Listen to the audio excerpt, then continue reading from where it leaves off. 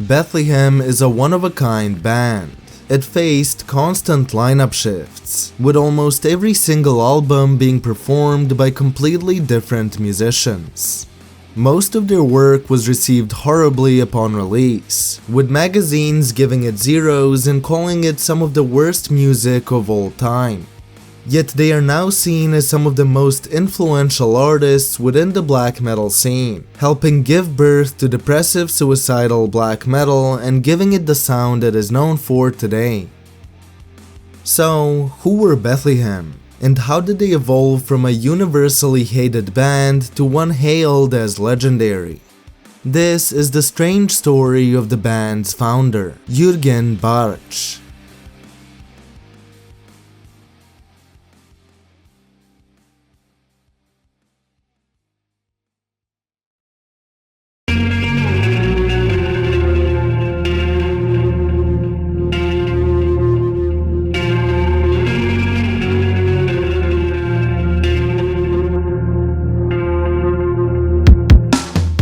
Jürgen Bartsch grew up in Grevenbroich, a small town in West Germany.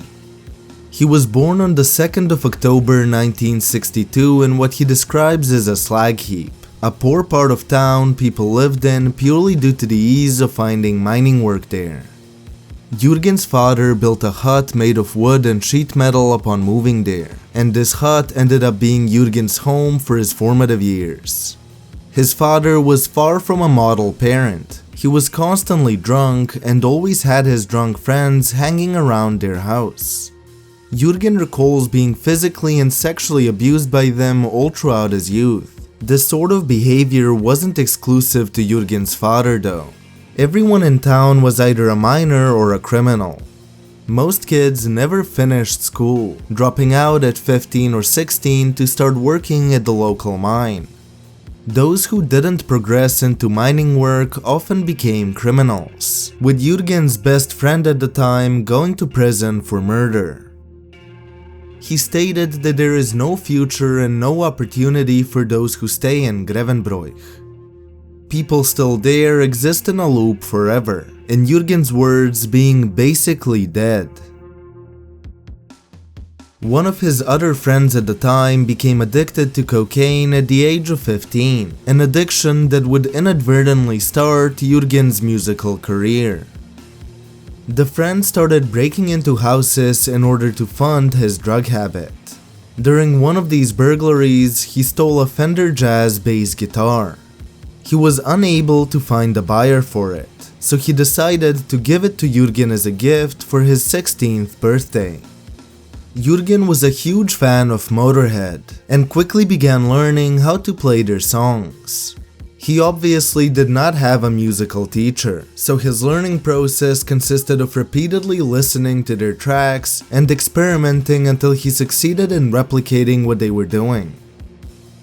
He purchased an orange amplifier not long after because he wanted to sound as close to Motorhead as possible.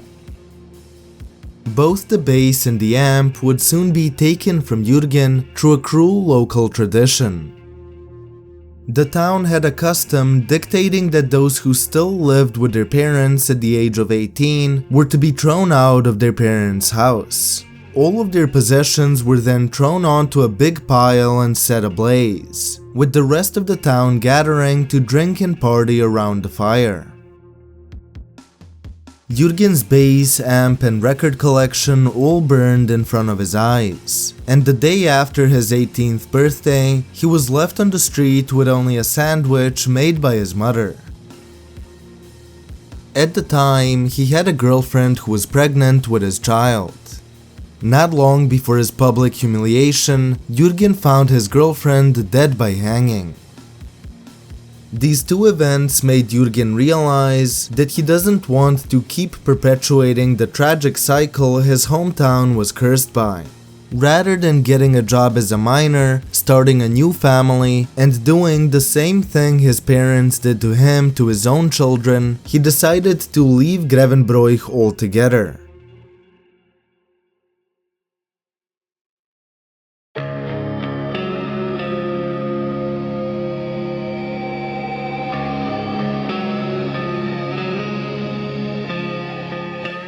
Jürgen traveled to Berlin, where he met the members of a local sleaze band called Weird Kong. Jürgen was not a fan of their sound, preferring heavier material. However, they offered a monthly wage for their members, leading to Jürgen joining them as a bass player. This gig wouldn't last long, as Jürgen soon became heavily addicted to drugs and alcohol. He started getting into a lot of fights. Due to the heavy drug use, a lot of Jürgen's associates started dying through overdoses. He even recalls an instance in which a friend passed away from an overdose next to him while they were doing heroin together. His behavior quickly became too much for his bandmates and they kicked him out of the band, leaving him broke and homeless yet again. He started drifting through Germany, eventually ending up in a city not far from his hometown. He got work as a cleaner in a porn cinema, allowing him to rent a tiny flat in the city. He was still drawn to music though, and became involved in the local scene with the hopes of finding another band. Jürgen became friends with Markus Lusen, who played in a psychobilly band that toured the US alongside Billy Idol. Jürgen and Markus started spending a lot of time hanging out in the band's rehearsal room. During one of these sessions, he went to the toilet, only to bump into Manfred Balu Markovka, who played in the trash death metal band called Morbid Vision that rehearsed in the next room over. Morbid Vision needed a bassist, so Jürgen decided to join the band then and there. He already liked proto-black metal, specifically Bathory, Celtic Frost, and Venom. He met a person that would prove important to Bethlehem's creation while playing in Morbid Vision, the band's second guitarist Klaus Matten. The two had very similar musical tastes, as well as coming from similarly troubled childhoods. Klaus's father owned a small painting company. He was also a gambling addict, and managed to lose the entire company in a poker game, leading to him hanging himself while Klaus was only 10 years old. Klaus's mother died soon after, passing away from cancer when Klaus was 12 or 13 years old. He would go on to spend the rest of his childhood in a boys' home. Klaus and Jürgen connected as both of them came from broken homes and shared a lot of similar experiences in their youth. They wanted this perspective to be reflected in their music. Morbid Vision's thrash metal wasn't doing it for them, both wanting to play something darker. This dissatisfaction resulted in Klaus and Jürgen quitting the band together only a year after joining, and deciding to start a band of their own, one that could perfectly reflect the style of music they wanted to put out into the world.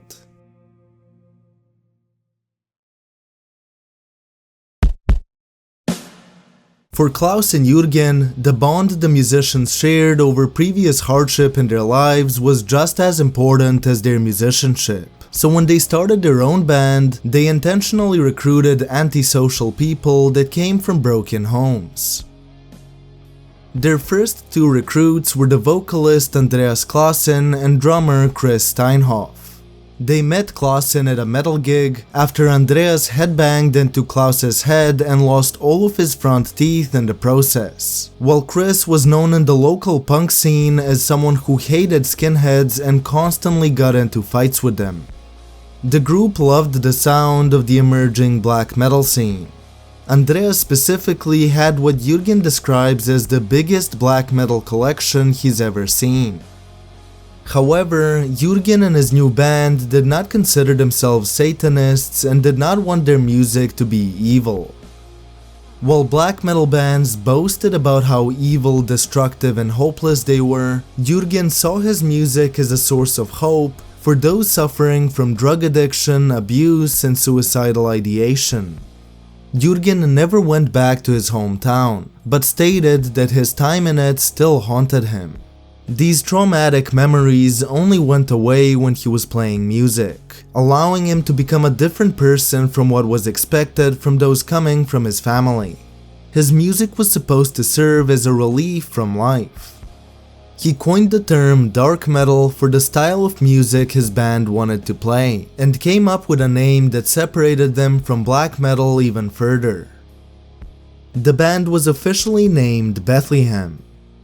Jürgen wanted the band's name to feel slightly profane without it being cheesy and over the top. This choice ended up being shocking to both Christians and the black metal scene. The Christians hated it due to its obviously blasphemous nature, combining the city of Bethlehem with an inverted pentagram in the band's logo. The black metal scene was angry at Bethlehem's refusal to follow the comically evil approach to branding black metal bands were accustomed to, using an explicitly Christian name without an obvious twist. Bethlehem released its first demo in 1992, with the demo lineup consisting of 2 additional members, Sandra on keyboard and Bianca Delorin on guitar. The inclusion of not 1 but 2 women in an extreme metal band was highly unusual at the time, adding another layer that separated Bethlehem from their black metal contemporaries.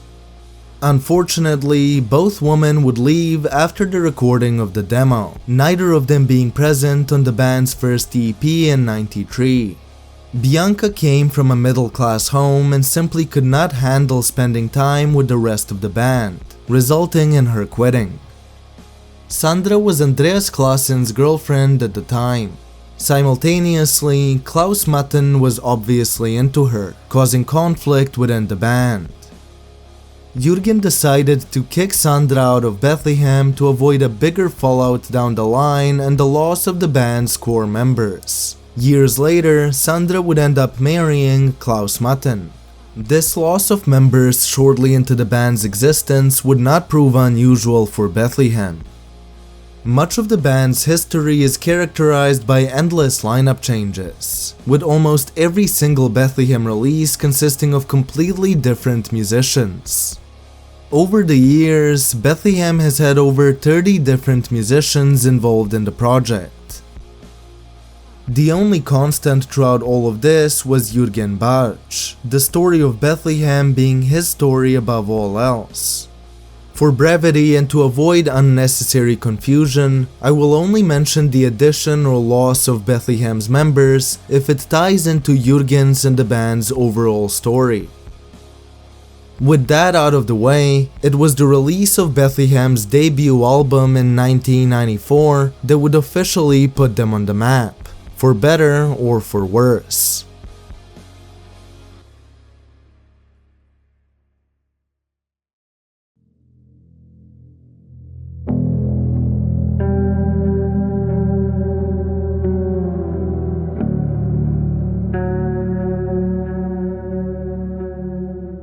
In '94, Bethlehem released their debut album, titled Dark Metal after the genre Bethlehem had invented for themselves.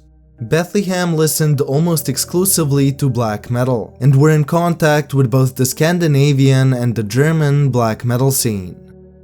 They still used a lot of the same symbols popular within the scene.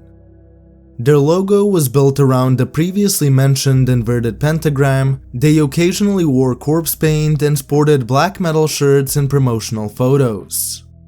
But rather than simply copying the musical style present within the scene, Bethlehem tried to invent a different sound for themselves. The album's guitars were heavily influenced by Darkthrone, as Klaus Matten was a huge fan of A Blaze in the Northern Sky. However, Bethlehem's guitars were tuned 5.5 steps down and played really slowly, resulting in heavy, drawn-out single chords.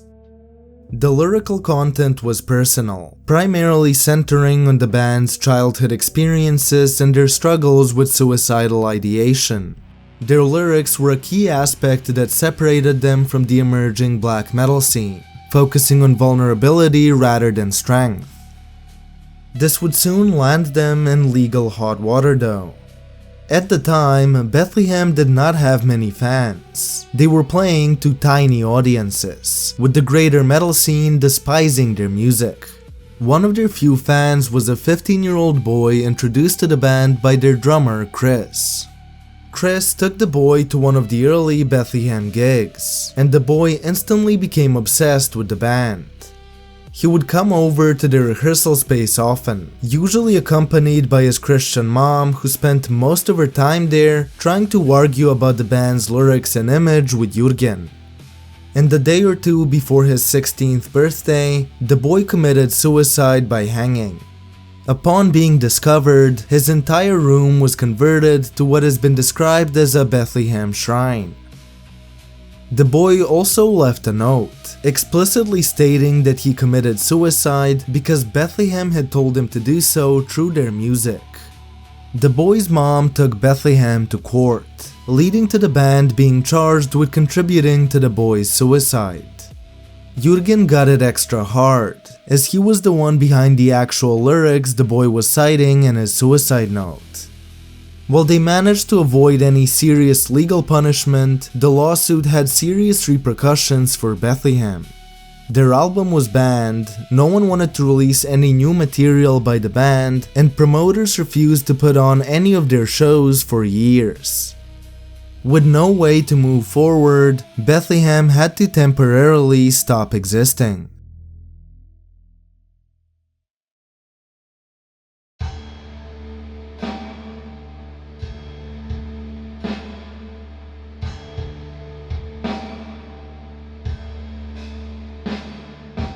Rainer Landfermann was one of the 10 or so people that regularly came to see early Bethlehem gigs. After another lineup change, Rainer was added to the band as a vocalist.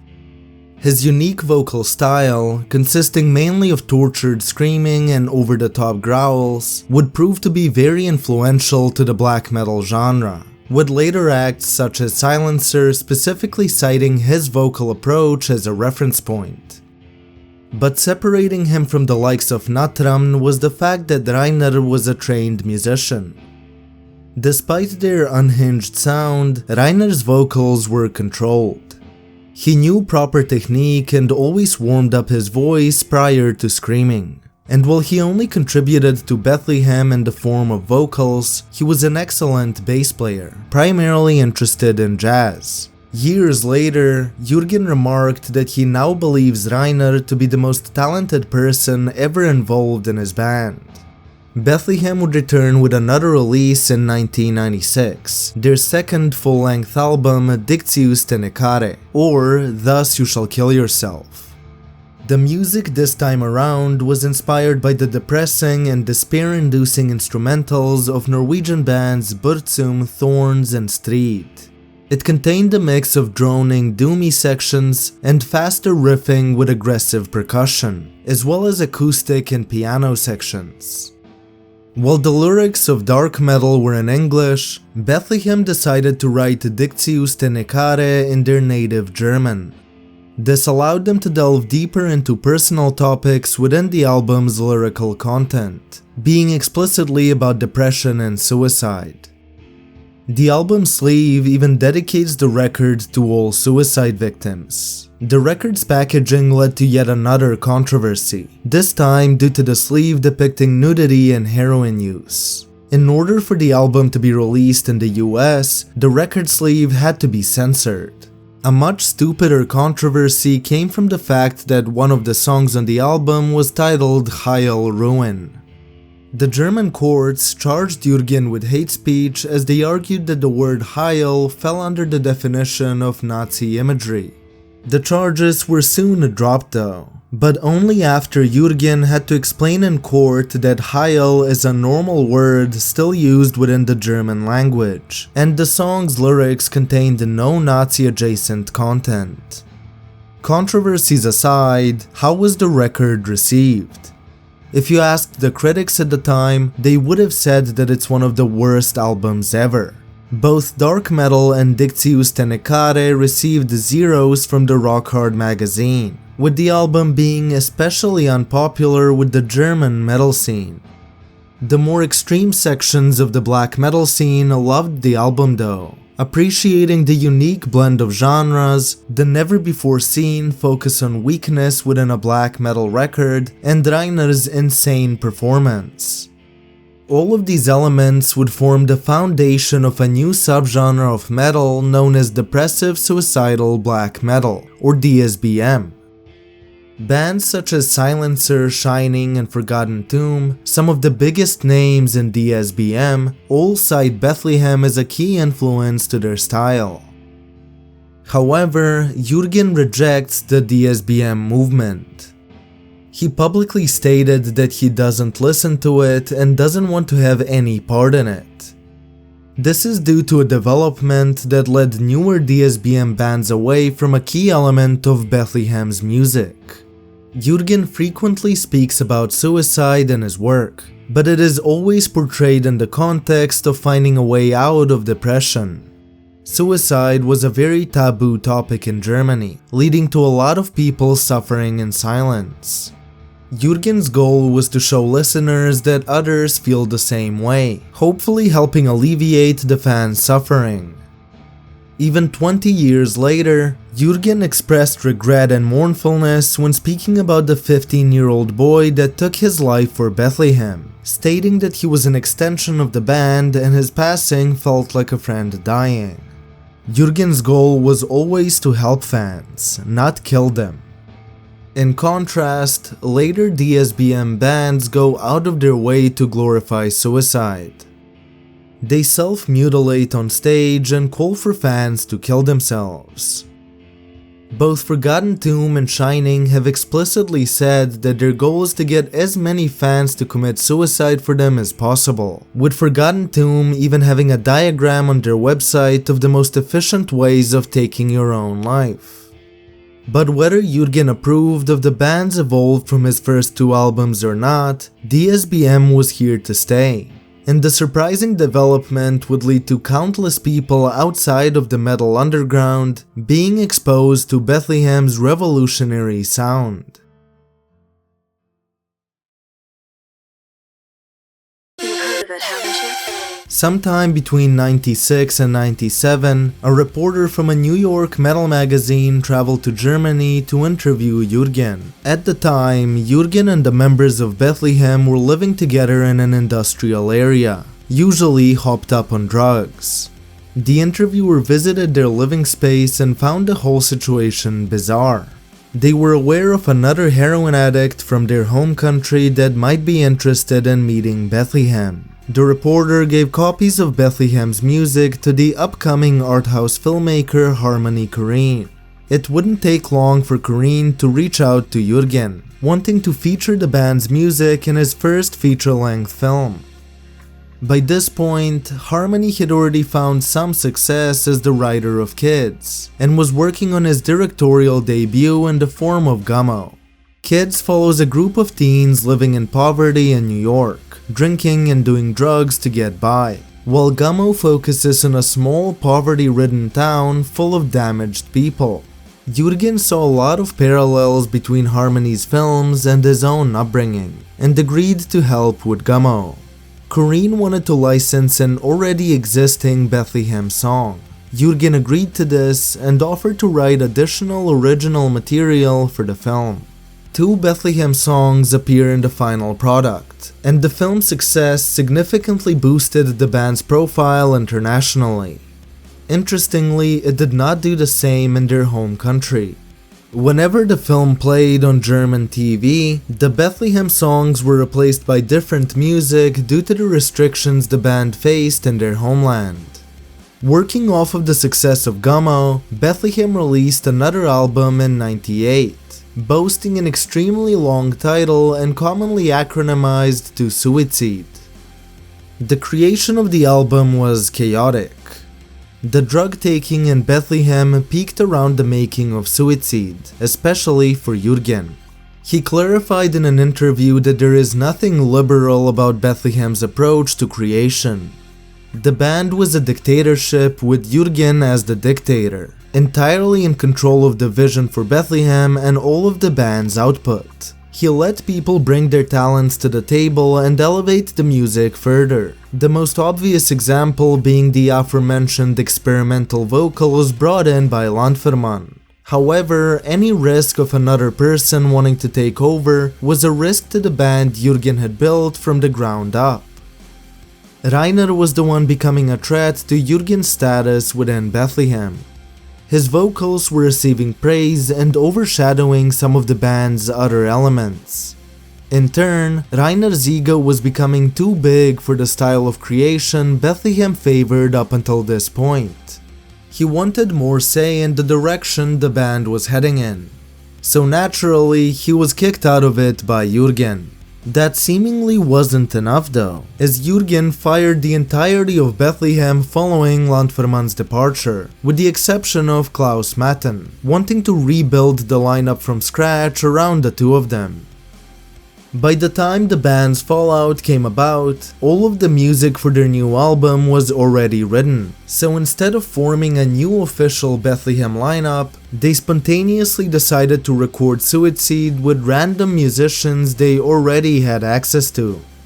They collected the people that were already hanging around Jürgen's home one weekend and recorded the entirety of the album in a single drug-fueled bender. Jürgen recalls that drugs were not just a byproduct of their lifestyle. They were key to his creative process, channeling his addiction into music. This obviously came with negative repercussions to his health. By the time the 2000s rolled around, Jürgen had already suffered 2 heart attacks. After the second, he was told by a doctor that he will die if he doesn't change his ways. This message seemed to have gotten through to him, as Jürgen's desire not to die would lead to a complete restructuring of the band and Bethlehem's style.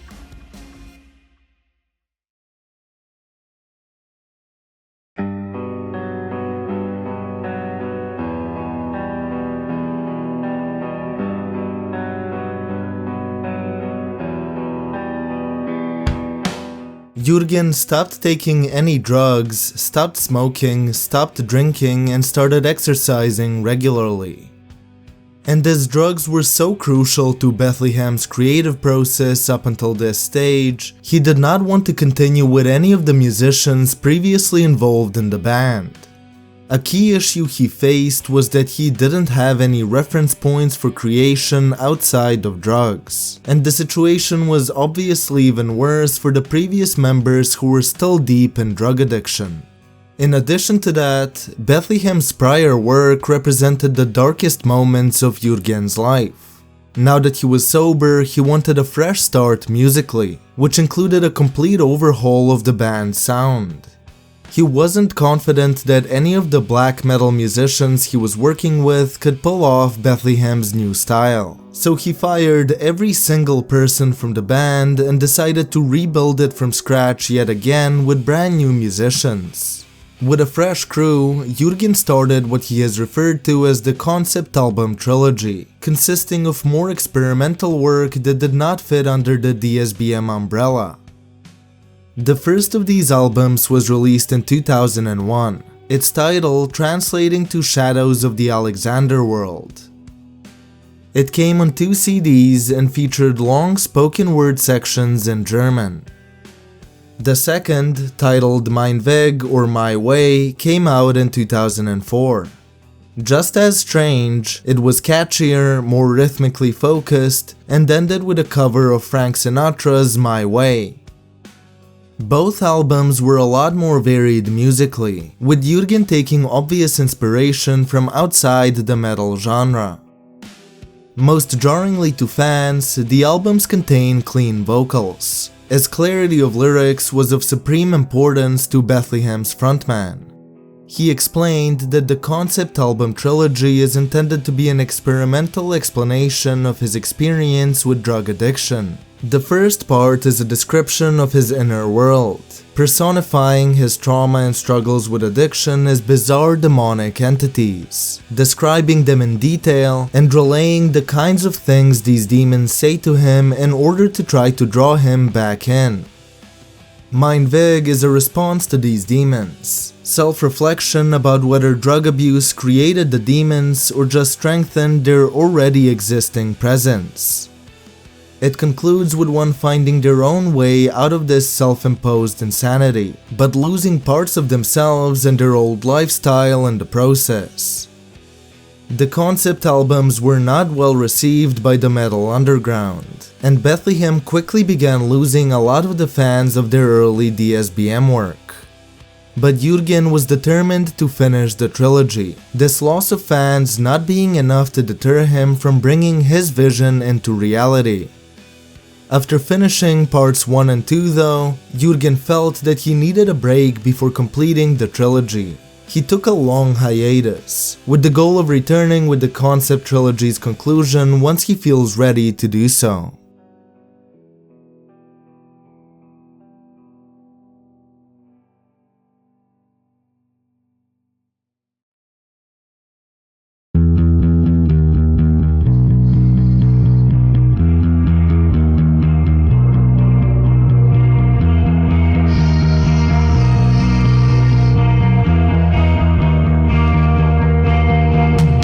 Bethlehem returned in 2009 with a palate cleanser in the form of the generally disliked and strangely titled A Sacrificial Offering to the Kingdom of Heaven in a Cracked Dog's Ear.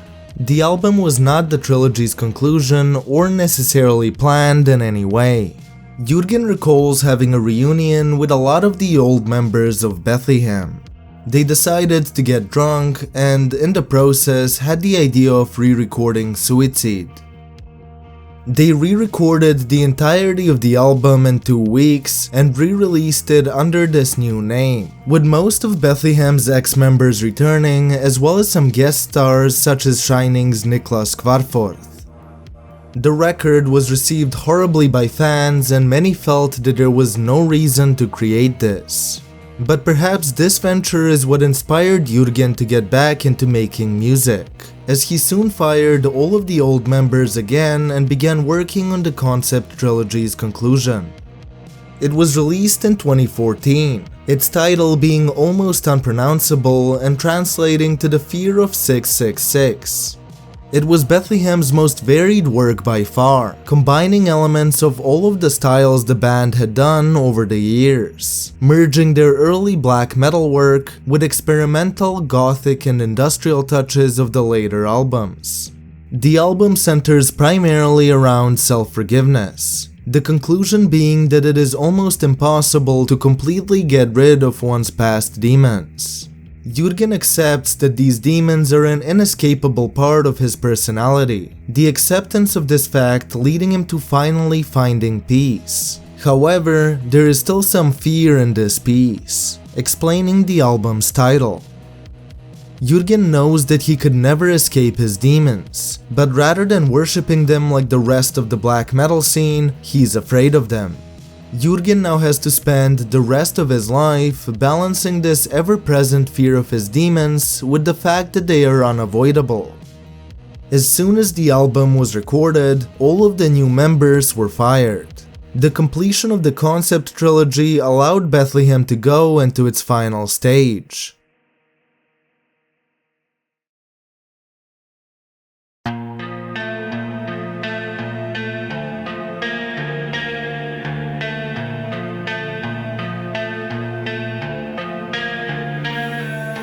Jürgen formed a new version of Bethlehem, mostly composed of entirely new musicians but sometimes temporarily bringing back old faces. The frontman initially stated that he doesn't plan on releasing any new Bethlehem material, saying the project's story is over and saying that for him this lifestyle is gone.